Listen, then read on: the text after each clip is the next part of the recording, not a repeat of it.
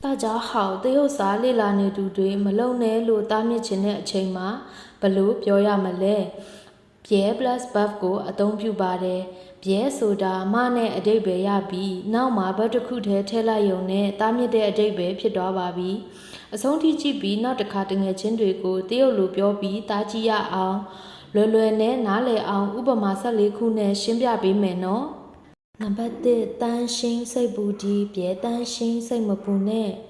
2迟到闹架ဒီ别迟到闹မကြနဲ့3放弃လက်လျှော့ဒီ别放弃လက်မလျှော့နဲ့4害怕ကြောက်ဒီ别害怕မကြောက်နဲ့5生气စိတ်ဆိုးဒီ别生气စိတ်မဆိုးနဲ့6紧张စိတ်လောဒီ别紧张စိတ်မလောနဲ့9忘记妹ဒီ别忘记မမေ့နဲ့10着急လောဒီ别着急မလောနဲ့9说话စကားပြောဒီ别说话စကားမပြောနဲ့10出声အတန်ထွက်ဒီ别出声အတန်မထွက်နဲ့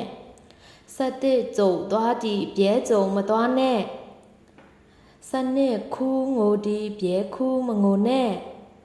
13笑ရဲဒီ别笑မရဲနဲ့14碰ထိဒီ别碰မထိနဲ့ခုဆိုရင်ပြဲ plus buff ကိုနားလည်ပြီလားအားလုံးသွားကြိုးရှိမယ်လို့မျှော်လင့်ပါတယ်ဒါဆိုရင်နောက်သင်ခန်းစာမှာထပ်တွေ့ကြမယ်နော်ကြိုက်ကြ